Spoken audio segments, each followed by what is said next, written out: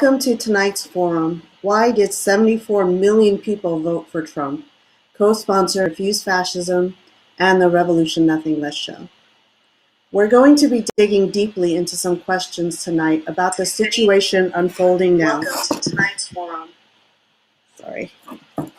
As Trump continues to spread lies about illegal voters stealing the election, the shameful fact keeping many of us awake at night is that 74 million people did vote for Trump, a fascist whose regime has advanced a vicious program of white supremacy, misogyny, and theocratic patriarchy, and America First xenophobia, a hatred of foreigners. 74 million people endorsed locking children in cages, throwing immigrants into concentration camps, and backing the most violent white supremacy, including racist and anti-Semitic vigilante murderers. A political form of Christian fundamentalism makes up the most organized, solid base of this fascist movement.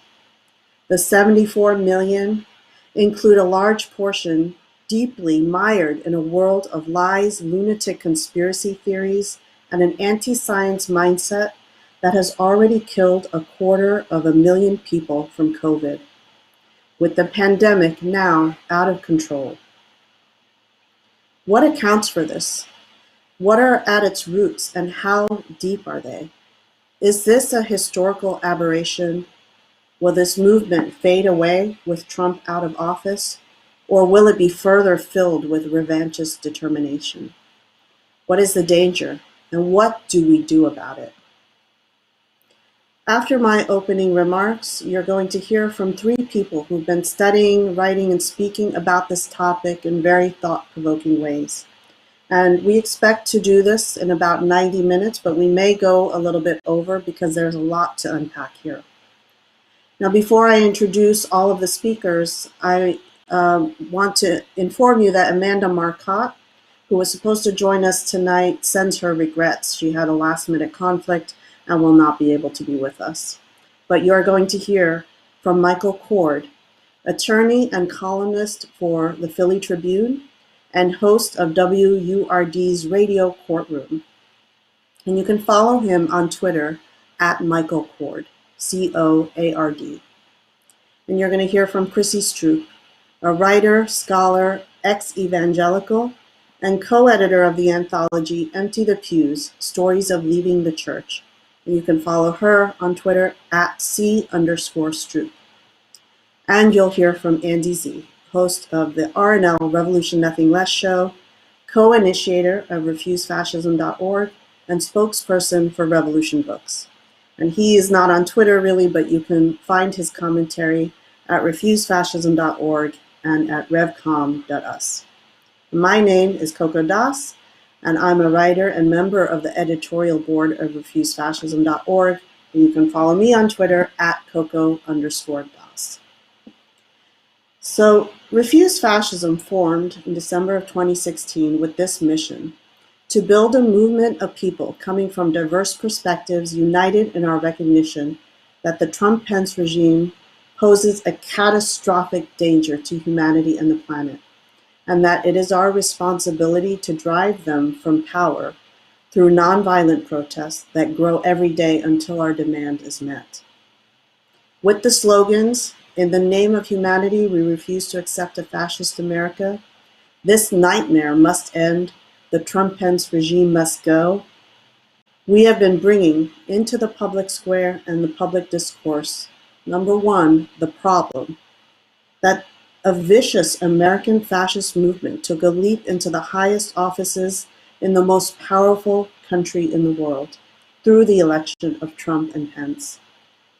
And number two, the solution, a sustained nonviolent mass protest movement that would not be provoked and would not stop until our demand that the regime must go was met. Imagine thousands growing into millions in the streets of cities and towns across the country, with marches, candlelight vigils, and rallies, made up of students, religious communities, immigrants, everyone with a heart for humanity in the streets and not backing down. Our actions would reflect our respect for all of humanity and the world we want, in stark contrast to the hate and bigotry of the Trump-Pence regime.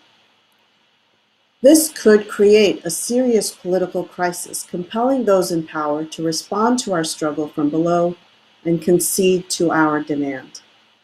This is how dangerous regimes around the world have been driven out. In South Korea, Egypt, Tunisia, Armenia, Puerto Rico, and Lebanon, just to name a few. Imagine, at any time in the last 4 years, what this could have stopped. Just as the months of righteous protest after the horrific murder of George Floyd changed the terms of debate on white supremacy and police brutality and shook people awake and caused millions to lose their adjustment to wanton and routine murders of Black people, a nonviolent mass protest movement against the Trump-Pence regime would have reset the terms on what was acceptable, drawing the eyes of the world to a population that was resisting with all they had, instead of constantly adjusting to the shock and horror coming down every day. A constant barrage of outrages, overwhelmingly unopposed, has brought us to a point where 3,000 people can die in one day from COVID, and even thousands are not moved to take to the streets to say no more. A sustained mass protest movement against the Trump-Pence regime might have inspired protests against fascist leaders all over the world. And with millions in the streets, it could have succeeded in delegitimizing and driving out a regime that imperils humanity and the earth itself, still, because this regime is still in power.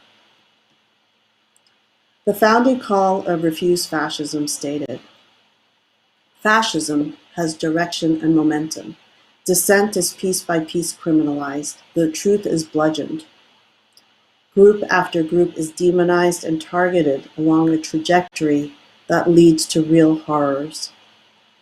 All of this took dramatic leaps under the Trump regime. And history has shown that fascism must be stopped before it becomes too late. Fascism is not just a gross combination of horrific reactionary policies. It is a qualitative change in how society is governed.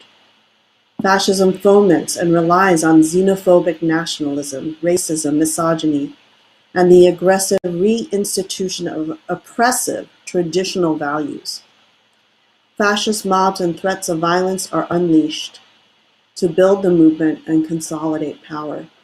And what is crucial to understand is that once in power, fascism essentially eliminates traditional democratic rights. No matter what the 74 million people tell themselves and others, this is what they voted for. Above all, Trump's campaign of Make America Great Again promised a return to a time when this was seen as a white, Christian, male-dominated patriarchal country. And in some sense, 74 million people voted for Trump for the same reasons that 80 million people voted against him.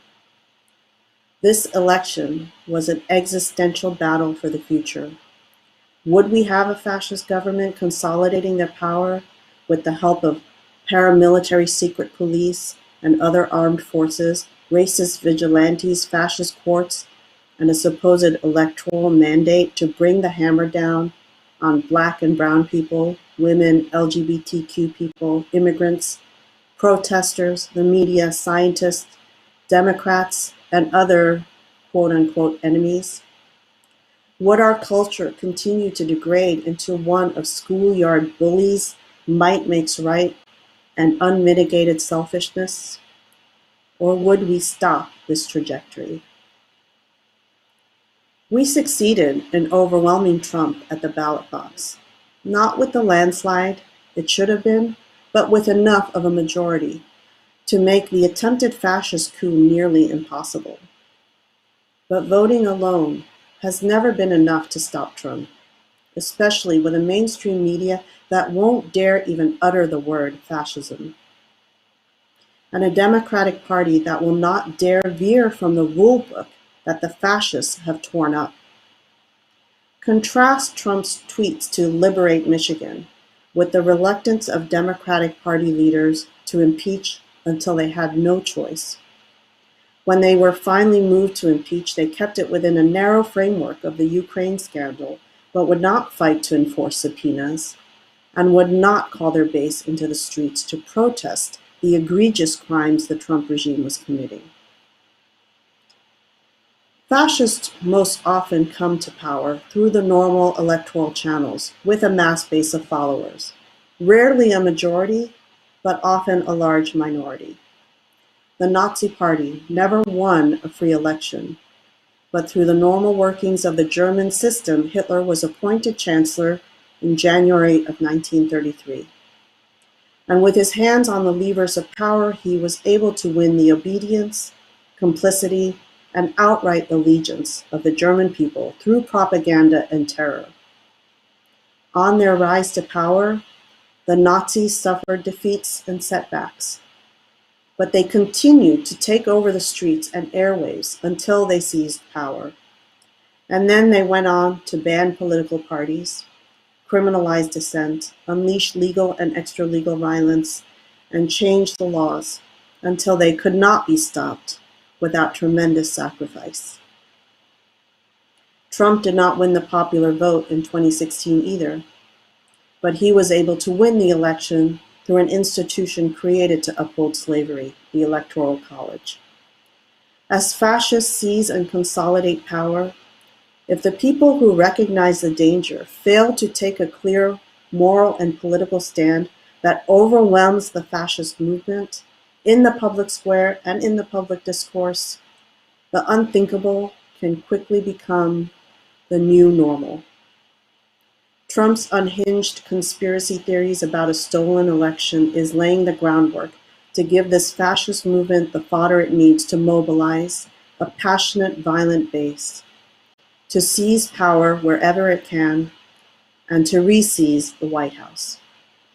Fascists can and have come back from defeat, and when they do, they are more prepared, determined, and vindictive. Tonight, we are going to talk about this large minority of Trump voters shaping this country.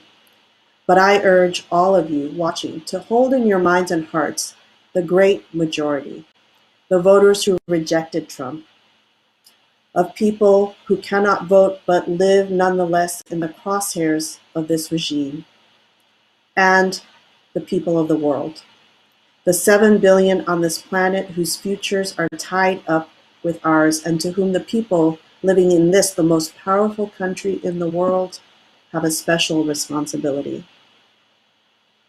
Earlier this fall, Andy Z and I co-authored a pledge to the people of the world. In the name of humanity, we refuse to accept a fascist America, which appeared as a full-page ad in the New York Times the Monday after Biden's win was announced in the media.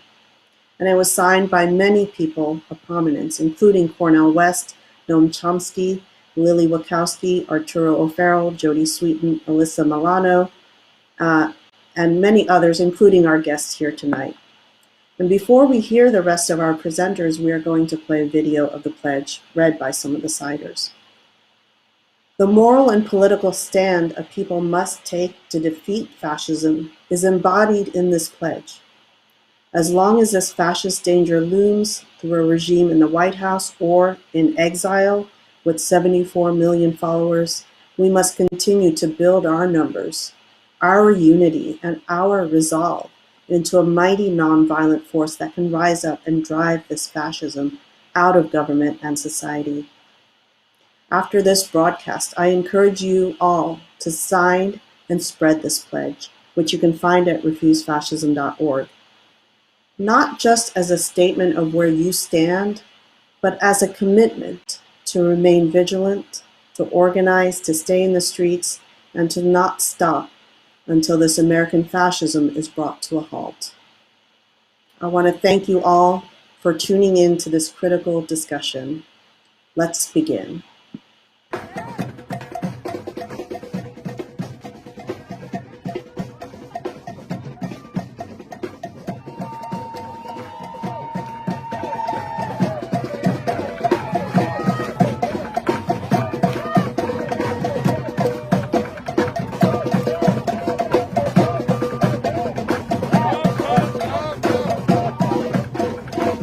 In the name of humanity, we refuse to accept a fascist America. The Trump-Pence regime must go. We pledge that we will speak, we will stand, we will shout and march together every day to stop a regime that imperils the people of the world and the earth itself. We will take to the streets day after day and call forth others. We demand Trump Pence out now.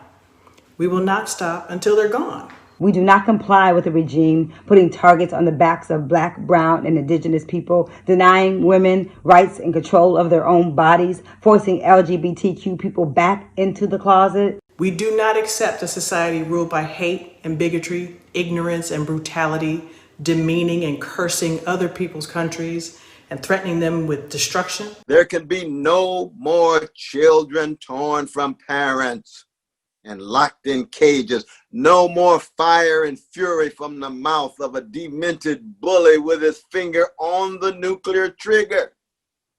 No more mass COVID death from science-hating lunacy. No more law and order of official terror by bullets, batons, and tear gas.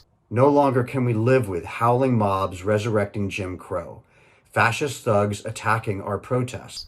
The right to vote stolen by defenders of the Confederacy. We will not worship the flag or accept the theocracy. We will not become collaborators on a march to a racist genocide. We will not hand the future to scorchers of the planet.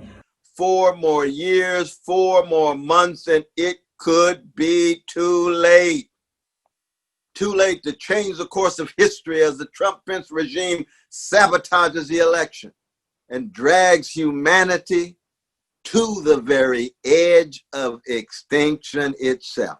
Here and now, we pledge to unite in our millions, rising together in nonviolent resistance to stop a great horror. We pledge to stay in the streets, overcoming fear and uncertainty until this American fascism is brought to a halt. We pledge our determination to prevail over a regime that imperils the people of the world and the earth itself. In the name of humanity, we refuse to accept a fascist America. Trump Pence out now!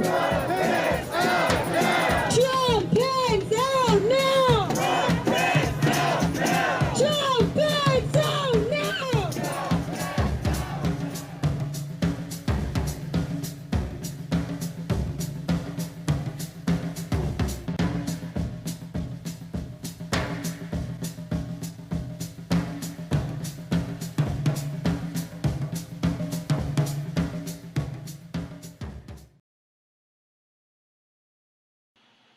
Welcome back.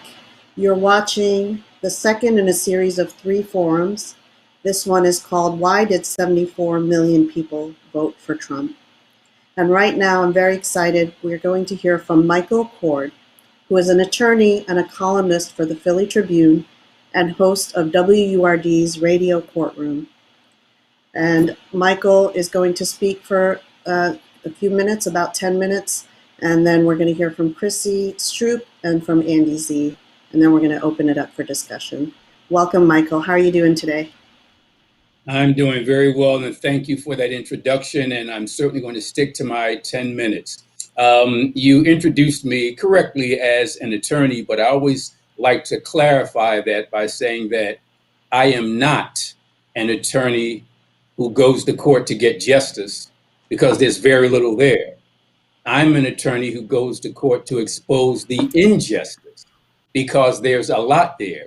And I always have to say that because I got to tell you, I don't really like most lawyers, to be quite honest. And introduced as one, I want to kind of separate myself from that. For me, being a lawyer is a means to an end. I'll never forget when I was in law school, I felt like a soldier behind enemy lines, like, wow, this system let me find out their secrets.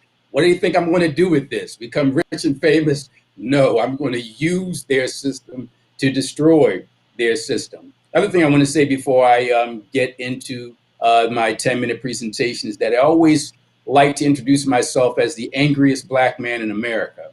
And I take that from James Baldwin, who said to be Black and conscious in America is to be in a constant state of rage. And you can't understand America as a Black person without being in rage. But for me, that rage has to be productive. It has to be constructive. It has to hit the enemy where it hurts the most. And that's why I do what I do. Let me start out by saying when we talk about what's going on, and I try to avoid his name. So I'm going to say either Dump or I'm going to say Drump, but I'm not going to say his name. When we talk about him, the line from the classic film The Fly always comes to mind, which is be afraid, be very afraid.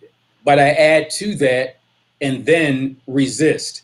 You know, when we talk about fascism, many people think that it's hyperbole. They think it's something way back in the ancient past, but it's really not that long ago. I mean, when we look at where America is in 2020, you can go back and say that's where Italy was before 1922. You could say that's where Germany was before 1933. And if you want, you can make the argument that that's where Spain was before 1938. So my point is that this is a serious time in America right now. And I can't overstate that, you know, and I know I'm preaching to the choir, but we all need to be running out in the street and pulling our hair out. Like, this shit is really happening. It's like, it's really happening that this guy lost and he's might not leave.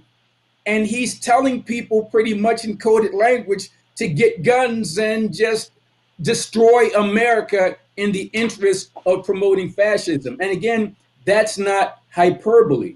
You know, when we look at the people who support him, the 74 million, and that 74 million is frightening. But to me, what's even more frightening is that he got 63 million in 2016.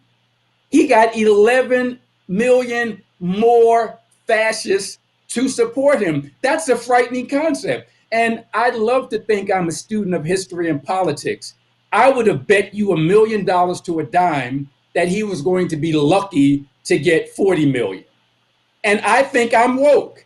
I got to tell you, I felt like kicking my own ass. Like, you fell for it. You really thought that America is what it claims to be, and Americans are what they claim to be. And they're going to see that this guy is a monster. They're going to see that he's a moron. They're going to see that he's an idiot and a thief and a con man and a grifter. And he'd be lucky to get 40 million.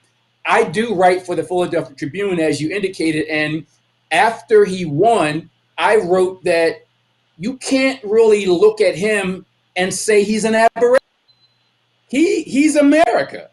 I mean, you know, there's the trickery of the Electoral College, but he shouldn't have even been in the game to use the Electoral College. Another thing I'd like to say very quickly, and I am going to stick to my tenets, is that, you know, where we are in America and where we are in connection with 74 million Americans is absolutely frightening. And those 74 are absolutely frightening. I mean, they want a moron to be a permanent dictator. That's what they want. They want to go back to the Jim Crow era. They want to disenfranchise Americans. They want to go back to the anti-science era of the Dark Ages. They want to go back to or create the Handmaid's Tale. And again, I love to use the word hyperbole because when I say stuff like that, people should think that I'm exaggerating. But it's real. If you don't believe me, let's have a referendum. And only those 74 million are permitted to vote. And you ask them, do you want this guy to be the dictator for life? All of them, or at least 99% of them, would say yes. Ask them if a certain segment of society should be disenfranchised. Many of them would say yes, the majority. Ask them if we should go back to the Jim Crow era. Many of them, the majority, would say yes. Ask them if they want The Handmaid's Tale to be a documentary instead of a fantasy. And they would say yes. So it's not hyperbole. I believe I have about 5 more minutes. I'm going to squeeze in everything during those 5 minutes. You know, we're here to discuss why did 74 million Americans vote for Trump. And for me, it's because Trump is America and America is Trump. He's not an aberration. And those 75 million are proof of that. You know, I know that the other folks on the panel are going to talk about fascism and what it means, but in terms of my definition, when I talk about fascism, I'm talking about a violent system. I'm talking about an ultranationalist system. I'm talking about an authoritarian system. I'm talking about a right-wing system. I'm talking about a system that has a cultist, blind allegiance. And I'm talking about a system that wallows in nostalgic societal rebirth. So you take all those things together, and that's fascism.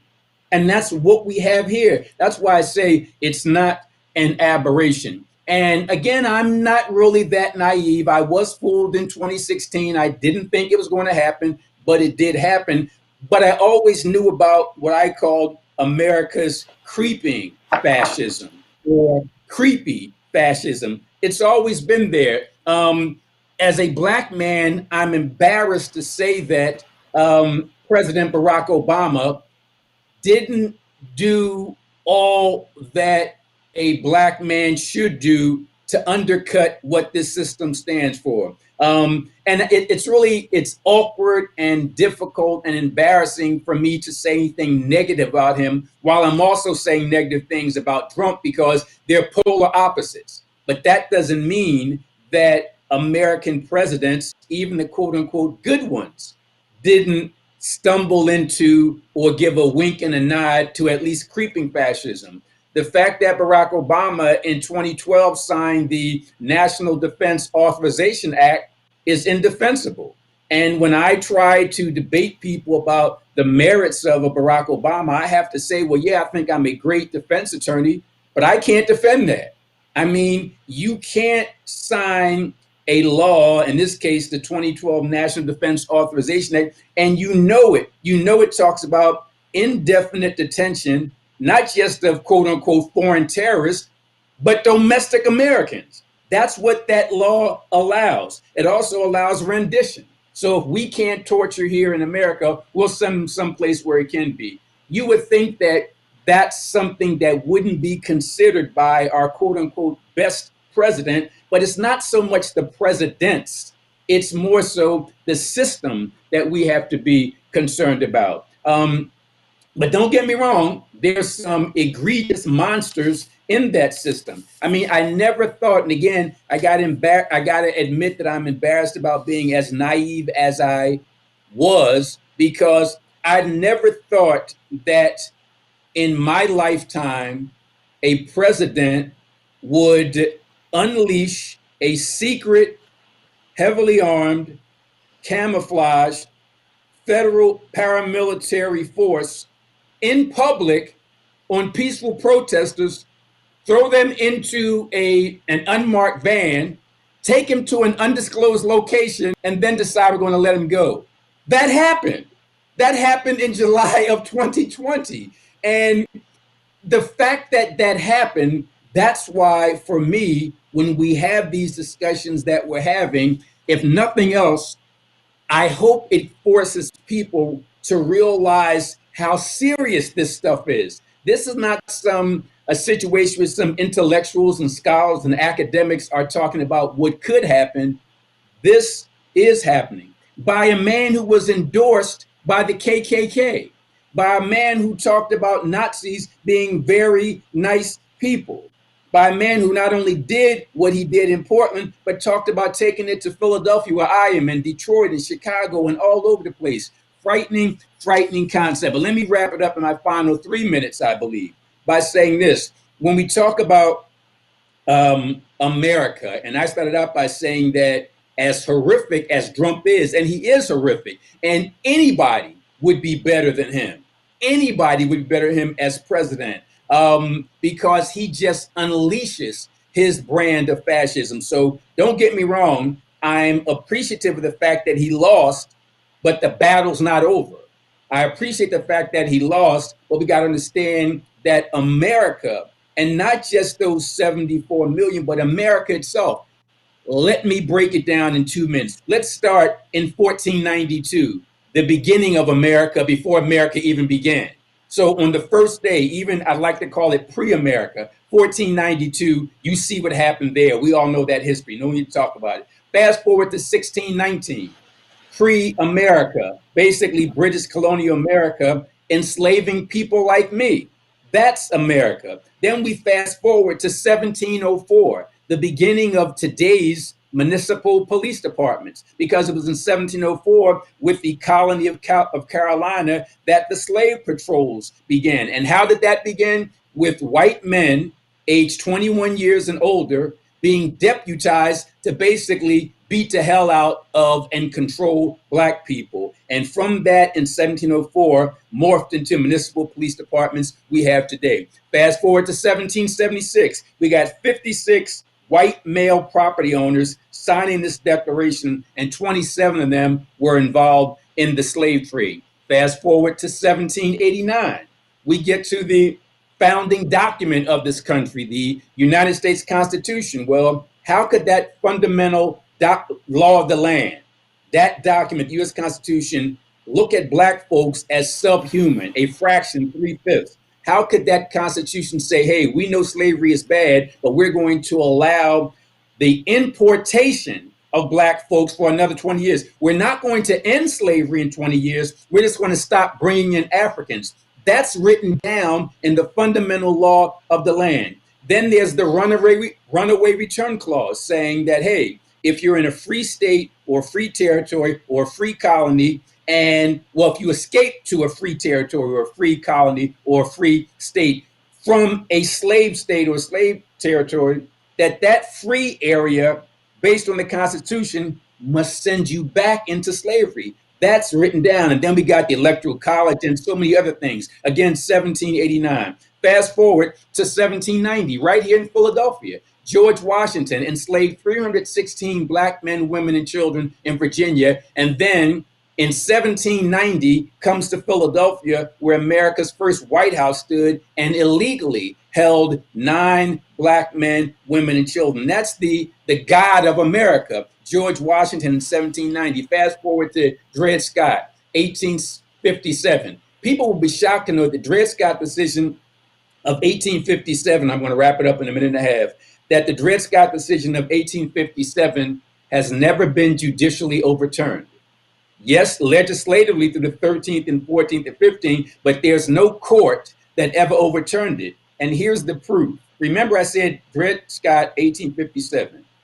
In 2016, the Solicitor General, the top lawyer of the state of Kansas, cited the Dred Scott decision in his legal brief to violate the rights of women. Think about that. The top lawyer in the state of Kansas cited the Dred Scott decision in his brief to support his argument. And there was such a backlash that what they did then was they then filed their petition with the court to say, hey, that brief we submitted earlier, our bad, take that out. But that lawyer who wrote that was a great lawyer because he found a Supreme Court decision, in this case, 1857, that supported his argument. And that supports my argument about America. How come no Supreme Court has ever overturned Dred Scott? And why is it that a lawyer in 2016 could cite that case in his legal argument? That's 2016. Very quickly, we got 2013 in the Shelby County versus Holder, the Attorney General under Obama. That case in 2013 basically gutted the Voting Rights Act of 1965. So we look at American history, we look at Trump, and we say that they're part and parcel of the same thing, but he is a monster who must be put back in a cage. Thank you very much.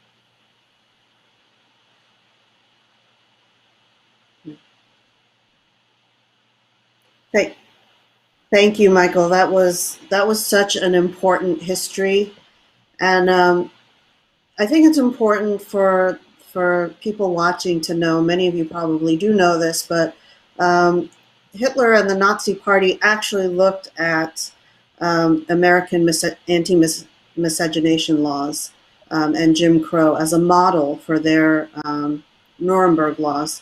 against Jewish people, and they even found some of those to be too harsh. So, this point of, I think, Michael, you really broke down this myth that fascism cannot happen here. In some ways, it was born here. So thank you very much, Michael. And next we're going to hear from Chrissy Stroop, a writer and ex-evangelical and co-editor of Empty the Pews, Stories of Leaving the Church. How are you doing tonight, Chrissy? Not bad. Thanks, Coco. Well, we're really glad you could join us, and we're looking forward to hearing your presentation and to discussing this with you. Thanks. Yeah. So, I liked what Michael said about hyperbole, because if you are an ex-evangelical, you're often accused of hyperbole when you describe simply your own upbringing to people who have no direct lived experience of white evangelical or conservative white Christian subculture of what it's like. They simply can't sort of fathom it. And I kind of can relate to what he said about feeling like a spy behind enemy lines in law school as well, simply as someone who grew up in the Christian right. I like to call myself a child of the culture wars. And, now I've essentially switched sides in the culture wars, right? So I learned everything about what their real values are and what they do because I was indoctrinated in it. And I've spent the last several years thinking a lot about the connections between fundamentalist religion and particularly Christianity, which of course has long since been hegemonic in the West. So when we think about, power in Western context, we have to think about Christianity, but we also have to think about whose Christianity, because, white supremacist Christianity that came from Europe and developed in the United States, we have to contrast that with liberation theology constructed by African Americans and Latin Americans and people of color who find a liberationist message in the Bible. So, I grew up with this bad kind of Christianity, toxic authoritarian Christianity. And I've come to conclude in recent years that fundamentalism is can be looked at as fascism in microcosm or on the margins. You have lots of mechanisms of social discipline in play, intense control of a population. So fundamentalist religions construct what scholars have dubbed enclave cultures. So American evangelical subculture, for example, has a lot of its own institutions, its own information ecosystem. I like to say we were doing alternative facts before it was cool, because I grew up being sent to hard right-wing, mostly white Christian schools. The Christian school that I graduated from in Indianapolis is called Heritage Christian School, and yeah, that's a code word. Mascot is the Eagles. We grew up, very much with Christian nationalism being the norm of our lived experience. In that school, every day we said 3 pledges. So not just the pledge to the American flag, which I think is, maybe not necessarily fully fascist, but creepy and fascist-ish enough, right? But then we would also say the pledge to the Christian flag, which ends with Jesus coming to provide, this part's a direct quote, life and liberty for all who believe. So not for all, but for all who believe. It's a directly anti-pluralist pledge. And then we said a pledge to the Bible. So 3 pledges to start your day off. Meanwhile, in school assemblies and also in the classroom, we're being told that liberals are these horrible, godless people out there who are killing babies, and it's our job to stop them. And they start telling you this 5, 6 years old. I mean, really, as soon as you're able to listen in a kind of church or school environment. And my entire social world as a small child was people from Christian school and people from church.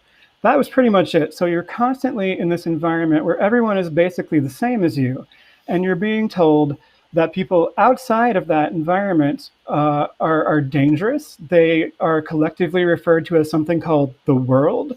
The world is a bad place. It says in the Bible, a friend of the world is an enemy of God. The world is under Satan's dominion. And so, eventually you need to get out there and try to convert people, right? But you have to realize that these are outsiders, they're enemies, they are others, and these people include, of course, liberals. They include communists, Marxists. And by the way, you look into the history of the Christian right in the era of the civil rights movement, and you will find many right-wing Christian preachers like Jerry Falwell accusing Martin Luther King of communism. I mean, of course, he was also spied on by the FBI, but it's part of the Christian right's legacy. You actually kind of look back to the Cold War, is where a lot of the current iteration of the Christian right that really crystallized with the moral majority in the 1970s has its roots. And it was not in the early 70s about abortion at all. It was about the religious freedom, to use the term that they continue to weaponize in the courts, to try to actually carve out, legally enshrine religious privilege, but religious freedom to discriminate against African Americans, right? They didn't want to have to admit African Americans to Christian schools and colleges and so forth.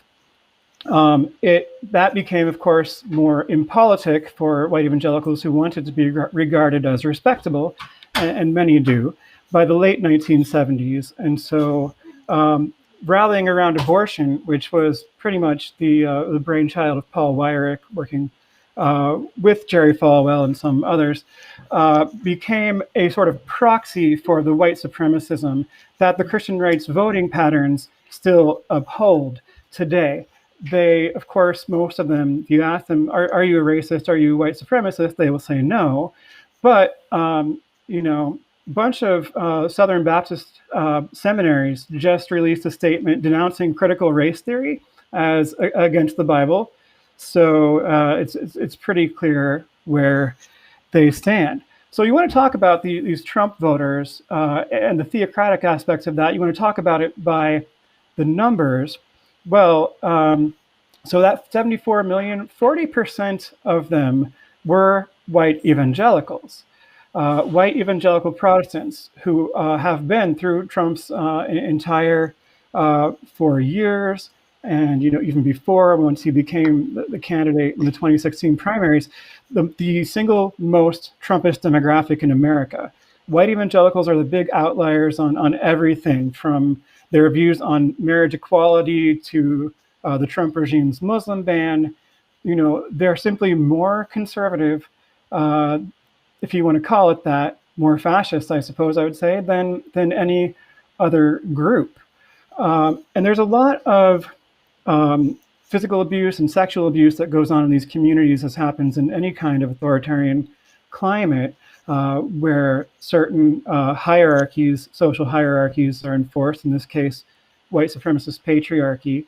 But there's also a lot of emotional manipulation that goes on in these communities. And again, you are raised on disinformation. So, and accepting that disinformation becomes kind of the calling card of your identity. So if you question any part of it, your loyalty is questioned. If you actually break with your family or this wider, conservative Christian community on any major political issue, I mean, you might lose your entire social support network. At the very least, people will start questioning your salvation, and you'll start to lose social standing in the community. So a lot of people who maybe are, well, I would argue that everyone is harmed by this system, but of course it places white male leaders on top.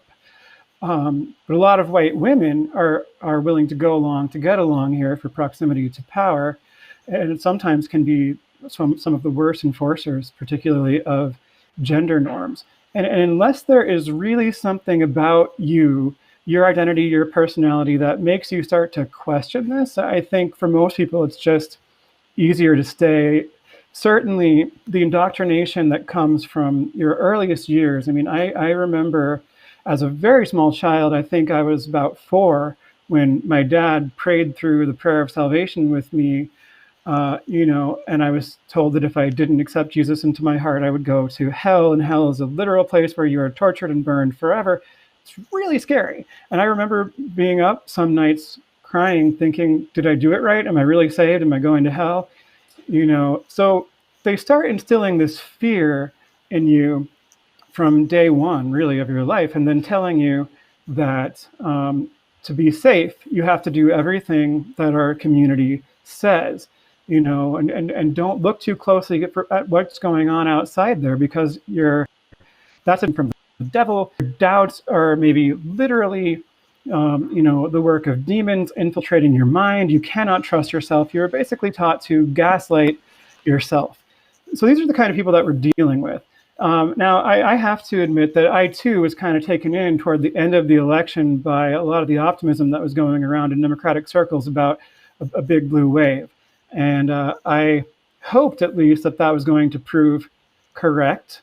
But I'm not so surprised at the end of the day that Trump's raw numbers in terms of the vote are actually higher than they were in 2016, because I'm someone who helps to monitor the Christian right, and I publish commentary and policy research, sometimes for the think tank Political Research Associates, for example. I knew that the Christian right was vowing to step up its ground game, and they've got a hell of a lot of money, to spend on this sort of thing. So it was really a question of who was going to outvote whom in this election with high turnout on both sides. But the Christian right certainly followed through on its ground game. And I think another factor that it's important to consider is that churches have started using third-party apps, literally designed by the same people from Cambridge Analytica and their friends at the Council for National Policy, to micro-target people for potential converts. But then the people who make these apps are very much conscious of how this will be used to mobilize Christians through churches for the political right. We were doing this back in the day, with older methods. So my Christian school sent high school juniors and seniors on, I suppose you would call them field trips, but it seems awkward to call them that, to sort of Tea Party before the Tea Party type conventions. This group in Indiana was called Citizens Concerned for the Constitution. It has since been rebranded as Advance America, which makes it sound like a payday loan company. But it bills itself on its website as Indiana's premier pro-family, pro-homeschooling, pro-Christian schools organization.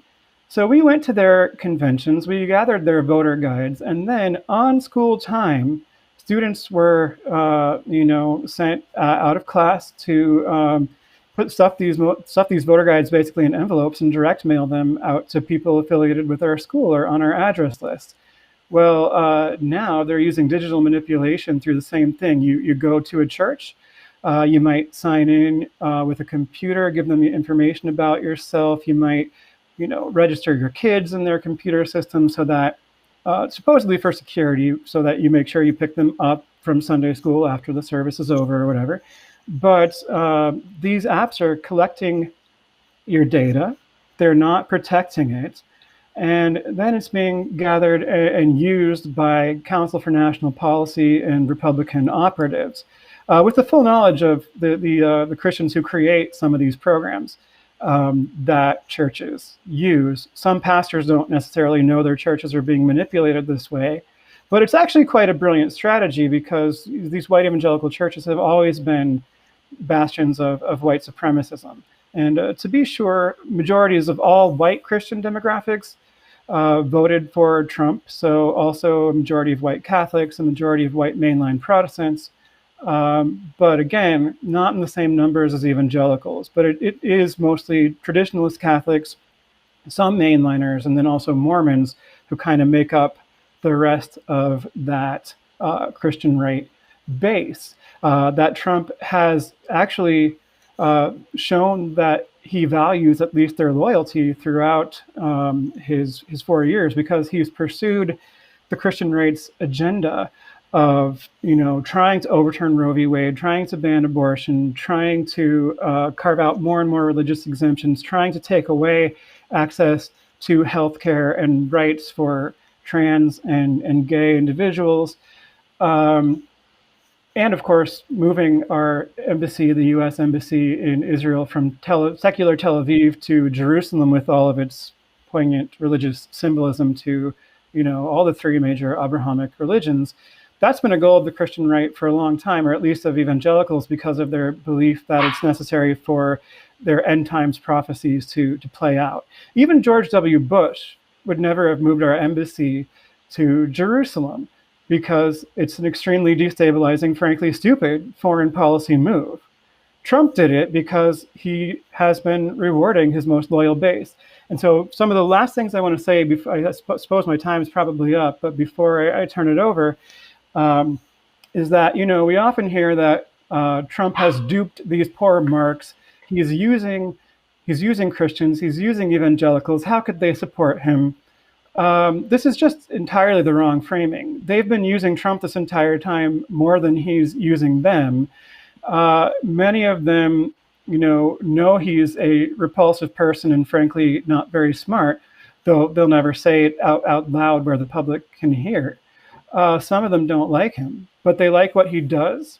They gave him a chance, and he literally fulfilled their entire wish list. So just to sort of sum up, I guess I would say that when we talk about fighting fascism, we have to realize that we are dealing with not fake Christianity, or I've heard some commentators say, they say that Trump's main support group is white evangelicals, but I don't think they're real evangelicals. I don't think they go to church. Even according to the data that we have, that just makes no sense. But what it is a reflection of the de facto Christian state of the American public sphere, where mainstream media outlets and many commentators, many liberals, simply do not want to countenance that Christianity is not always or inherently benign. It can be liberationist, as in the Black Church, but it can also, side with imperial power. The Bible is multivalent enough to serve both of these purposes. And it has been used to uphold imperial power since Roman times, since the time of Constantine. And yet again, if you want to look at the way that this is similar to abusers, narcissists, or a sort of more secular fascism, this kind of Christianity cultivates majoritarian grievance, right? So they're always being persecuted. They're always being treated unfairly.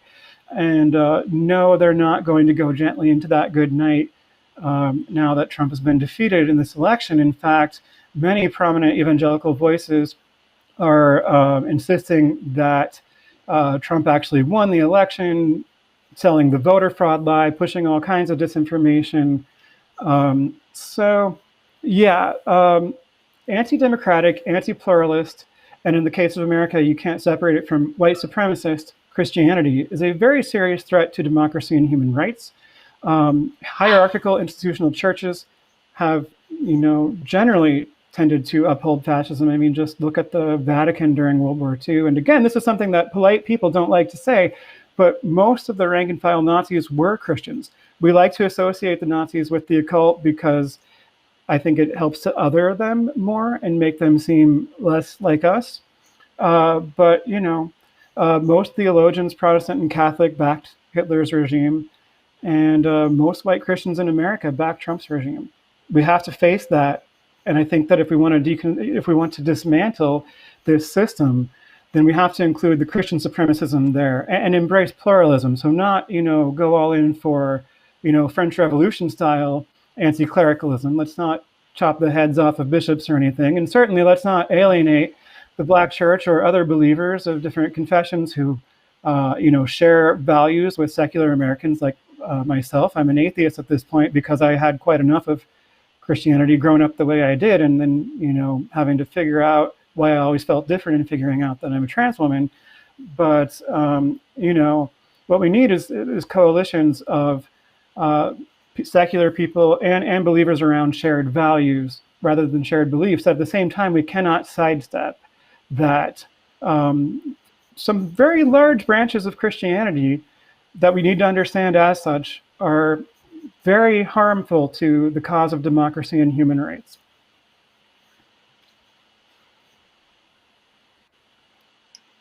Chrissy, thank you so much. That was incredibly informative. And I've been following you on Twitter for a while, so I've learned a lot from your tweets, but I've really learned a lot here tonight. And I think for our listeners, a lot of people just don't know, how organized and how passionate this base is. And I think your point about how, we should not underestimate them, and that it's not that Trump is using them, but they have used Trump to advance this agenda. And they claim that he's doing God's will, right? So for them, it really is good versus evil. Democrats are literally, influenced by demons, real demons. Yeah. Right. Yeah. And I think that rhetoric is really shocking, certainly to me. Well, next we're going to hear from Andy. Andy Z is the host of the Revolution Nothing Less show and spokesperson for Revolution Books. Welcome, Andy. How are you doing? I'm doing fine. This was so informative. I just want to thank all three of you for your presentations. It made me think, Jesus, I wish we, excuse me for saying Jesus, but it made me wish that we could have that we could spend the whole night talking. There are so many things that both of you raised, but why don't I get down to my presentation on the same question. I said to Coco before we started, whose bright idea was it to do it on this question? It was a pretty hard question to get to, but let's go. Okay, so why did 74 million people vote for an open racist, toxic male supremacist, anti-Semitic, stunted person lacking any capacity for empathy who caged and separated children from their parents without remorse, a pathological liar and narcissist who consistently and brazenly opposes science and rational thought at the cost of 300,000 lives, disproportionately people of color? Why did 74 million vote to re-elect such a person to lead through a Catholic and evangelical Christian fascist movement, a pandemic, a resulting economic crisis, an existential ecological crisis backed by enormous scientific evidence of climate change imperiling the earth, with hundreds of millions of people besieged every day by catastrophic storm, fire, drought, leading to mass migrations and to the extinction of many species, including threatening our own? Why did 74 million people vote for a regime that is packed with Christian fascists who care nothing for the future because they believe in end times where only they will be raptured to heaven? Biblical literalists, theocrats whose core beliefs demand the subordination of women and the demonization, if not the elimination, of differently gendered people. Why indeed would 74 million people wave their MAGA flags and vote for a demonstrably psychopathic leader who said if we have nuclear weapons, why can't we use them, and vote to keep his finger on the nuclear trigger, a vengeful bully who reportedly 2 weeks ago had to be talked out of attacking Iran, at least for now? And why would 74 million people vote for someone who repeatedly showed themselves in the wake of the murder of George Floyd to be a vicious, white, supremacist and genocidal racist? The simple and basic answer is because they agree with him. Ron Reagan, the liberal son of President Reagan, whose presidency began this reactionary momentum that has built over the past 40 years towards the fascist regime of Trump and Pence, said that people follow Trump because he hates the same people that they do. I hear the objection. All 74 million people are racist? Sure, there are those who say they're not. Trump even says that he's the least racist person. Bullshit. To vote for Trump means that you're not just okay with, but you're willing to support, to collaborate with, and put in power for a second term a vengeful, open racist. You knowingly collaborate with concentration camps and a genocidal program against immigrants and refugees, and that's not the tenth of it. It doesn't fucking matter if people say their reason for voting for Trump is because they think he is good for their money, or they identify with his outrageously sticking it to the elites. Plenty of good Germans in the 1930s, including liberals and progressives, thought they could ignore the ugly parts of Hitler and use him to get the policies they wanted. They were not just wrong, but they, in effect, became Nazis at the horrific cost of the tens of millions of lives. But look, to answer the questions of why and what do we do about the 74 million, we must go deeper and pull the historical lens back and apply a scientific method and approach to the underlying structures and dynamics that have given rise to what aspires to be a second coming of the Confederacy. And I'm going to be drawing a lot of this analysis from the work of the revolutionary thinker and leader, Bob Avakian, B.A., who has done some deep scientific study of the development of this American fascism as part of analyzing the necessity, the basis, and the strategy for an actual revolution to overthrow the capitalist imperialist system that has white supremacy and patriarchy woven into its fabric to bring into being a new socialist republic in North America, a radically different and far better system to put humanity on the road to real emancipation. That's why I follow Bob Avakian, and that's why you should too. Donald Trump did not create these divisions. The oppression of black people began with the first slave ship to the U.S. shore in 1619. Slavery was written into the U.S. Constitution.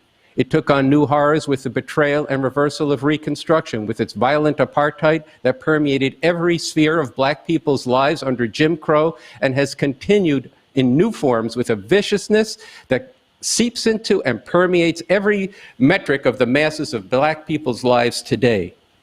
Women, from the founding of this country through the Mad Men of the 1950s and much of the 1960s, were kept under the thumb of men, with almost no control over their own bodies, their own destinies, even their very lives. And from the theft of the native people's lands down to today, the U.S. has marauded all over the world, plundering and slaughtering. All of this is the America that Trump wants to go back to make America great again. And since the Civil War, there has been a section of white America, mainly located in the South, but not only, that has created a deadly myth of a lost noble cause, a way of life where people knew their place.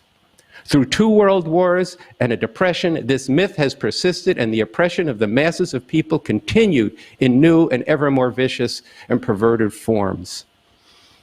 Then comes the 1960s. The civil rights movement developed into a powerful black liberation movement, with society shaking uprisings in ghettos of over 200 cities. Radical and revolutionary forces like Malcolm X and the Black Panther Party emerged to shake the foundations of people's thinking and awaken the aspiration towards a radically better and different world. A powerful anti-war movement deeply questioned the whole framework of "we're the good guys" that lies at the heart of American exceptionalism. And responding to all this, and to the profound changes that were taking place in the underlying economy, a youth counterculture arose. Women and gay people then rose up to question the whole foundation of society and of gender itself. One section of the ruling class, represented by the Democrats, adopted a policy of concession and inclusion on the basis of this same capitalist and imperialist oppressive economic system that in all these different forms of oppression were tightly tied into in order to bring a section of these rebelling forces back into the system. Another section of the ruling class, represented by a section of the Republican Party, went to work and built a movement within a section of the fundamentalist Catholic and evangelical churches for over the last 40 years. They said no. These changes are too much, too destabilizing to cohere this country and to maintain the U.S. empire. And the decades since have accelerated a fast-paced, globalized imperialism, creating a vast network of sweatshops that has moved manufacturing jobs out of the U.S. or into low-wage areas, hollowing out people's lives and making them susceptible to appeals to fortify their white privilege and regain the status they once had. These are the foot soldiers of both the Christian fascist and militia movements, the shouters who fill the quasi-lynch mob rallies of Donald Trump. This same globalization through which the U.S. exploits people internationally has rendered whole populations of black people, especially the youth, superfluous. condemning them to a life of hustling and mass incarceration and terror at the hands of the police. So too with immigrants, driven from their homelands due to the imperialist destruction of the economies of their countries, along with the first world-fueled climate change has driven billions of people into vast mass shantytown slums and tens of millions into being refugees. Trump has not only amplified all of these pre-existing conditions, this pre-existing oppression and these sharp divides, but he's normalized this with an unabashed, vicious racism, misogyny, and xenophobia. Trump has cohered a diverse and reactionary fascist movement that predated his regime into a force that has now tasted power and is now embedded in the key institutions, including the courts up to the Supreme Court, and that lives and seethes in its own conspiracy-laden universe of victimization that will propel an aggrieved revanchism. This is a movement that is not going away. There cannot be going back to an imagined past. It's not possible, and it's not desirable. We need to go forward. We need to continue, as Coco said earlier, to be vigilant. And now, with the electoral votes certified for Biden, and assuming that the Trump-Pence regime is out of power by January 20th, we need to continue to unite all of those who oppose injustice, continuing to rally all the, quote, decent people to keep this fascist movement on the defensive. But that must not be the end of it. We got to the fascist Trump-Pence regime through the normal workings of this system, and this system is still in effect, with a hardened and expanded fascist movement that runs from the highest court through powerful capitalist institutions down to the militias and an organized Christian fascist network of churches. And we will not go forward by putting our hopes and our dreams and work into the delusions of Biden or Bernie. There will be no reaching across the aisle or healing with fascists. Almost every Republican-fascist in Congress has refused to even recognize Biden's victory. Overwhelmingly, the Republican fascist base believes the election was stolen, Trump won, and Biden lost. Bob Avakian has made the crucial point that any unity, any reconciliation with these fascists or their program can only be on the terms of the fascists. As for Bernie, or AOC, dreams of reforming capitalism is an illusion and a delusion. A system that functions by maximizing profit through competition among capitalists over who they can exploit more efficiently cannot be made to serve humanity. And just as bad, deciding now for people, just as bad for people to decide now to go back to political sleep, to just get on with your life, ignores the reality that the driving forces of this system will continue to produce the conditions that brought Trump to power in the first place.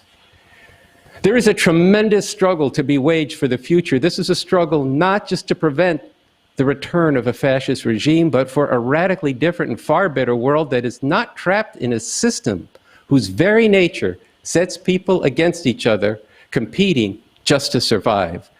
A system whose functioning continually regenerates the oppressive social relations of white supremacy, xenophobia, misogyny, discrimination against differently gendered people, and all these divisions that torment humanity. And they will continue to fuel a fascist movement. This is not just a struggle with those who rule over this system, whether Democrat or Republican fascist, but it's a struggle amongst ourselves, with everyone who desires a different and better future. A struggle to confront the world as it actually is, to consistently apply a scientific method and approach to all of reality, including society. Over the years of Trump, there's a sense among the people who have opposed the regime that science matters, especially in the midst of the life and death stakes with the COVID pandemic.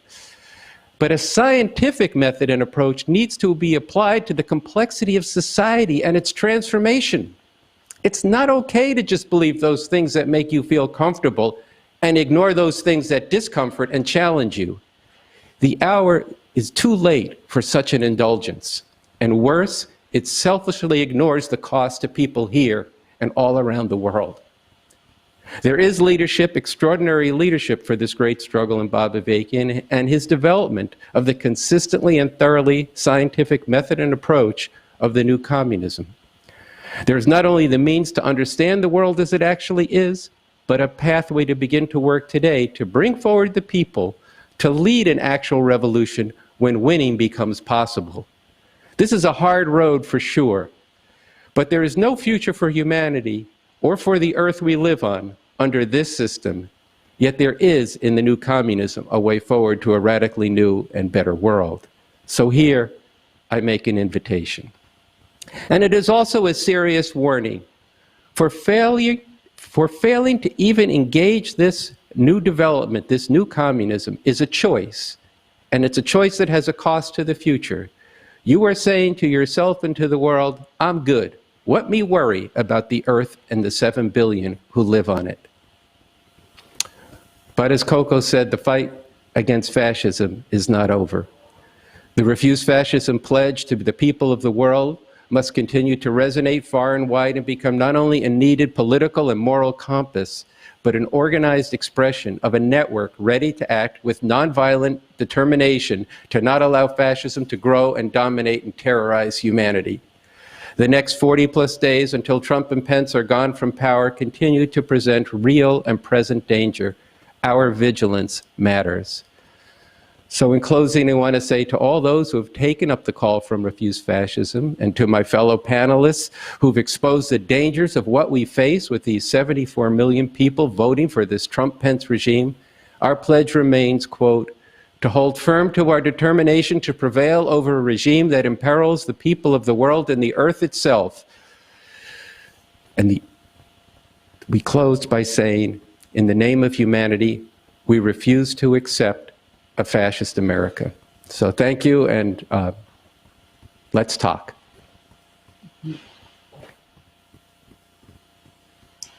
Thank you, Andy. I think it's so important to hear this deep analysis of the system of capitalism and imperialism that we all live under, but that people have so little understanding of, and that people are so reluctant to confront.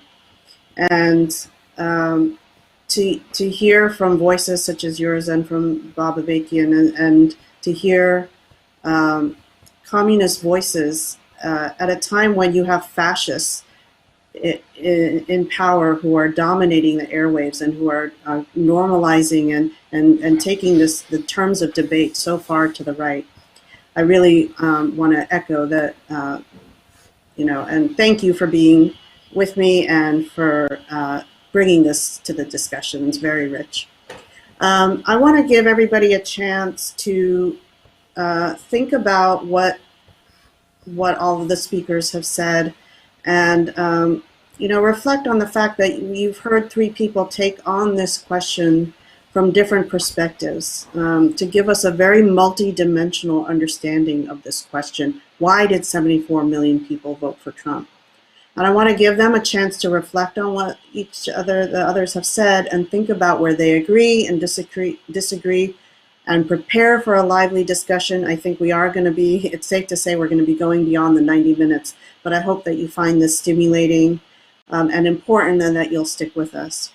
But first I want to ask everyone watching tonight to donate to this movement led by refusefascism.org, a movement of people from many different perspectives that is recognizing the danger of this fascist movement and this fascist regime, and organizing and mobilizing to stop it through nonviolent, sustained protest.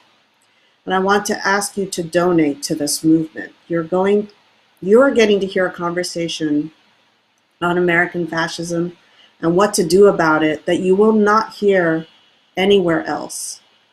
And earlier you heard the video of the pledge of to the people of the world, which is a call to the conscience of millions, summoning them to be an unstoppable force of nonviolent but massive and relentless protest.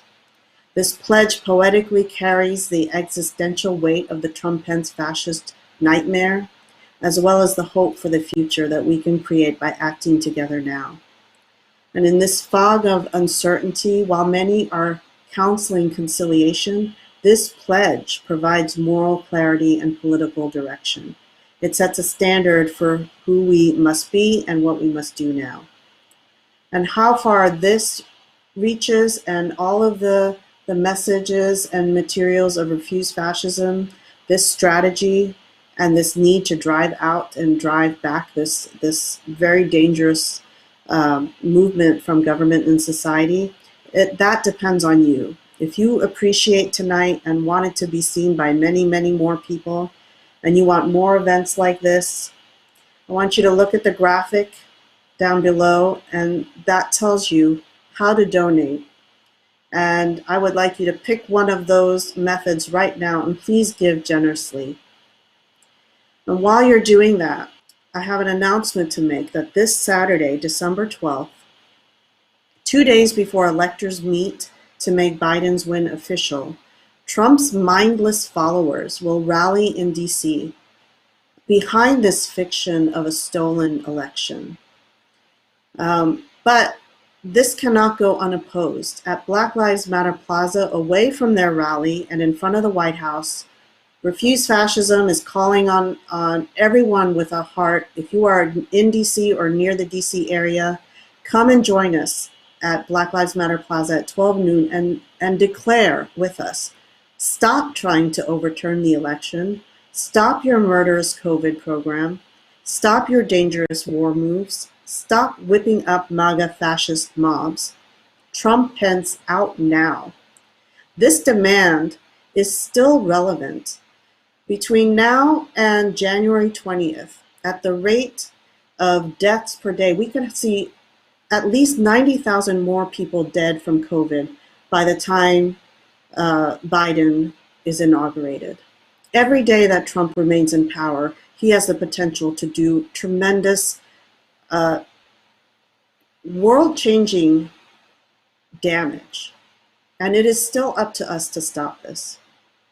Trump's refusal to concede the election he lost by more than 6 million votes is fascist, and we will not cede the public square to fascist lies and fascist mobs.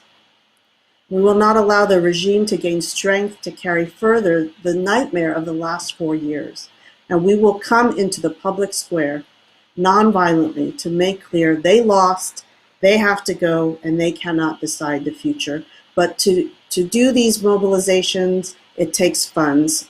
People will be traveling to make our bright orange signs and banners that declare to the world that we will not accept this. All of these take funds. And it is so important that people do come to DC, to Black Lives Matter Plaza, to stand up for Black lives, to stand up for immigrants and women and LGBTQ people, and to fight for the future of our earth and the people of the world.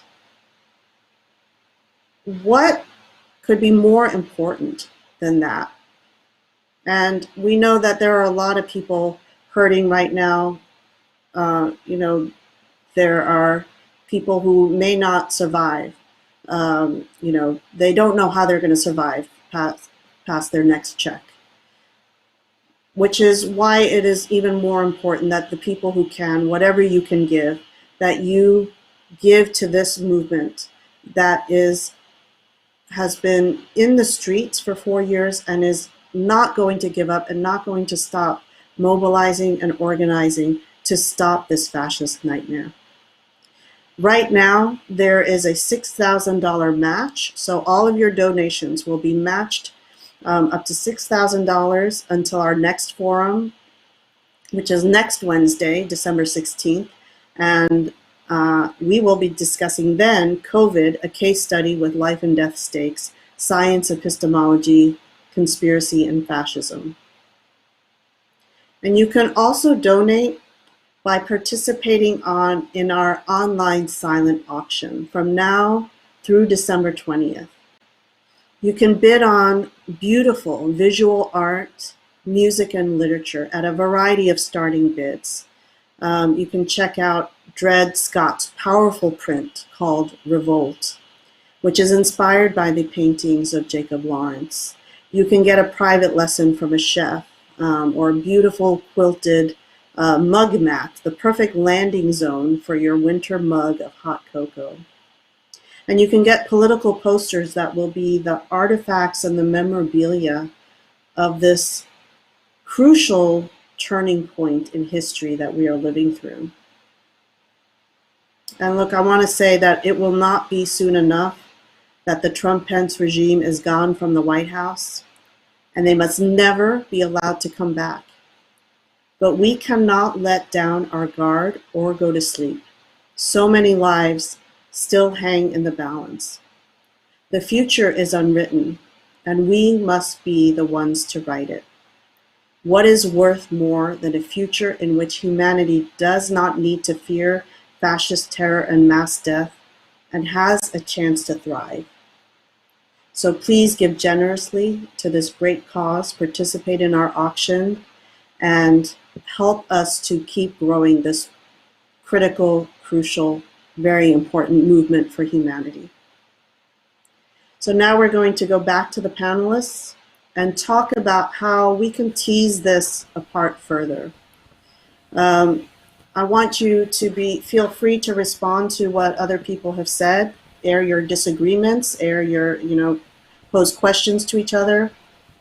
I did want to pose one question that has been on my mind and came in from a listener, which is about the slight growth. I mean, Michael, you mentioned how 11 million more people voted for Trump this time, but there was also a slight uptick in the number of Latinx votes and Black votes, especially from Latino males and Black males.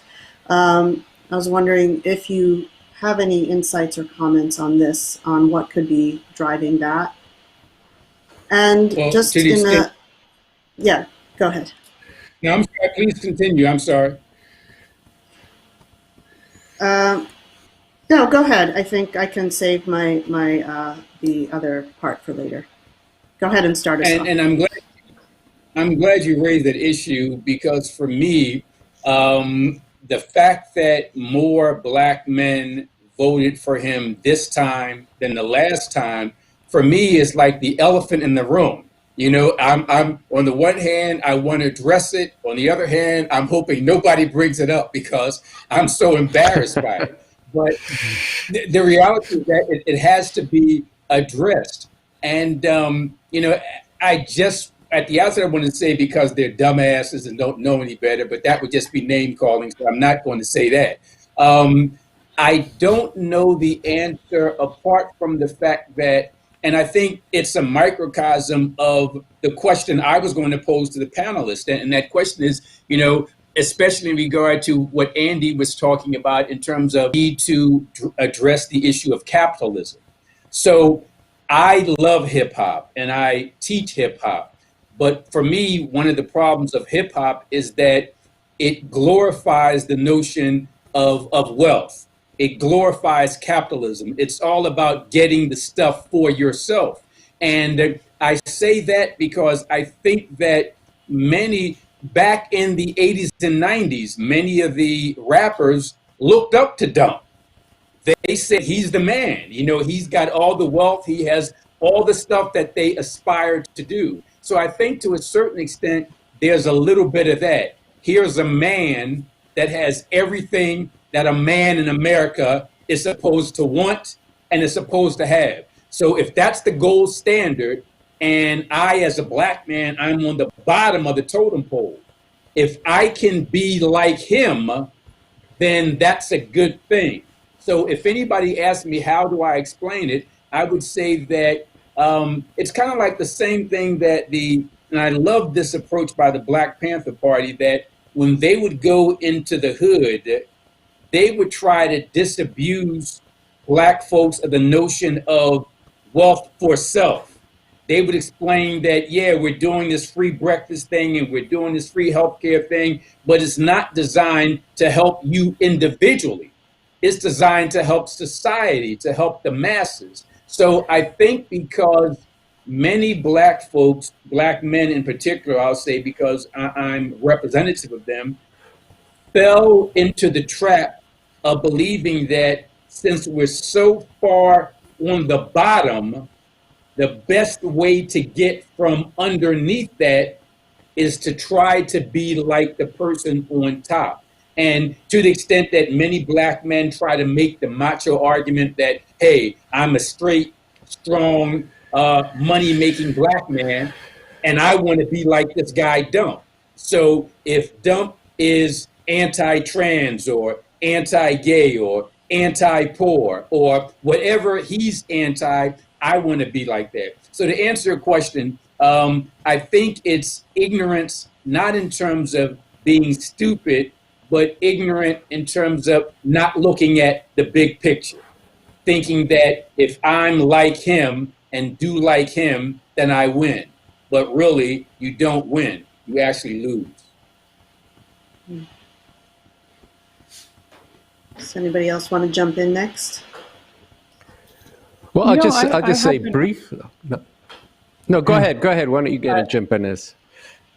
A couple of things. I have been wondering, to what extent the Lincoln Project, supposedly on our side in this election, but registering likely Republican voters, played into Democrats being less competitive in Texas and Florida, where we expected better results. I mean, I do think they were stabbing us in the back the entire time, more or less, trying to maintain at least some power while being, very visibly anti-Trump, but trying to keep conservatives in power.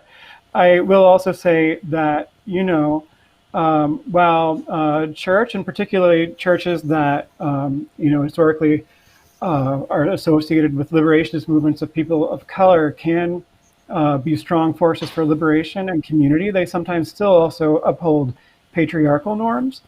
And there's also a lot of interesting shifts going on in the Latinx communities with conversions to evangelical Protestantism and some, more coziness there with white evangelical pastors, which I think may be playing a role, and it's something that probably should be looked into more. And I don't want to speak to this too much as someone who's not, from those communities or an expert on race, but I think that's something worth looking into. But clearly, as we've known for a long time, I mean, culturally distinct Latinx communities have very different voting patterns in different parts of the country.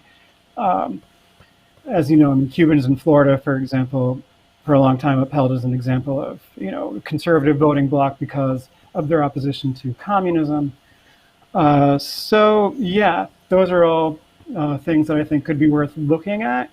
And of course, then there's Kanye West all the way out there in right field helping to spread conspiracy theories about the Antichrist and the COVID vaccine conveying the mark of the beast, which is kind of the latest iteration of the apocalyptic ideology that comes from mostly white Christianity, But I mean, when I was growing up, yeah, the world was always ending. And you have this stuff out there too, and yeah. I think both of you covered a good deal of what accounts for this. I mean, one thing we should be clear on: this is actually it's politically and epistemologically, in the sense of what Chrissy was just talking about, and morally very important.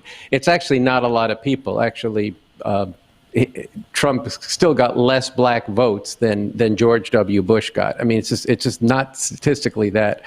It's not some big landslide of black votes, but it was significant in terms of, the very prominent people in hip hop, from Kanye West to Ice Cube. If Trump will get me paid, I'm going to go with it. This mentality is way up in hip hop, along with all the conspiracy bullshit, and the misogyny is rampant. Hip hop is almost unlistenable in most of its iterations, and so this is stuff that that is actually worth a show in and of its own on its own right. But I think we have to look at this. I agree with what both of you said.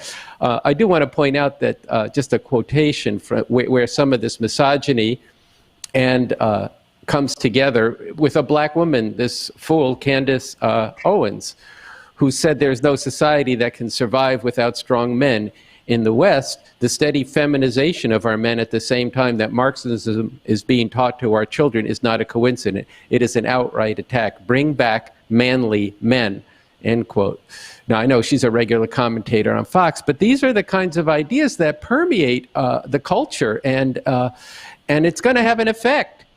It's going to have a serious effect, and and the conspiracy theories within that culture are rampant, and it's just very important.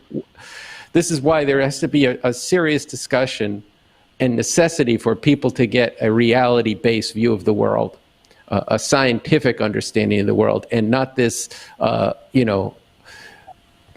superstitious beliefs that make you feel good about and explain the complexity of the world to you. But maybe we can get into that a little bit more. I just wanted to say that I agree with what both of you said on this particular point. And if I Coco, just you had follow a up second Andy, question there. Yeah. I certainly want to follow up very quickly to Andy's point, and I agree with Andy 100%. But the one thing I have to say, when we talk about hip hop, we have to be careful about the mass marketed hip hop from the real hip hop, because that garbage you see and hear on radio and TV has no more to do with hip hop than Kenny G has to do with jazz. So I just want people to understand that if you're talking about hip hop, you're talking about the Roots, you're talking about J. Cole, you're talking about a great new artist, Toby, you're talking about Kendrick Lamar. You're not really talking about the mass marketed version that you see and hear on radio and TV. But Andy's right. What you do see and hear on TV is really embarrassing for me as a hip hop aficionado, because those who don't know it like I know it, they see it and say, this is garbage, this is trash. And I can't argue against that.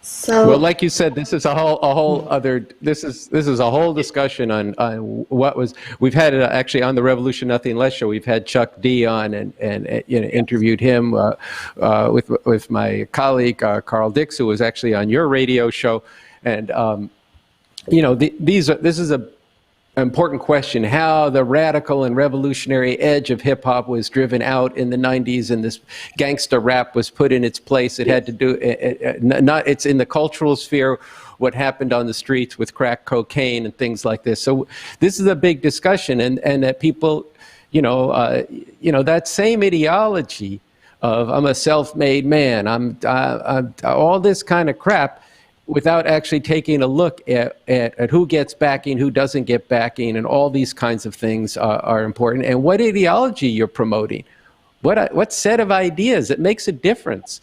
And and that's why before we can just say to our audience, before we went on the air, I commented on Michael's sweatshirt, having had a chance to briefly work with Gil Scott-Heron around a benefit for Mumia Abu-Jamal in the 90s. And so, and certainly Gil Scott and the Last Poets were the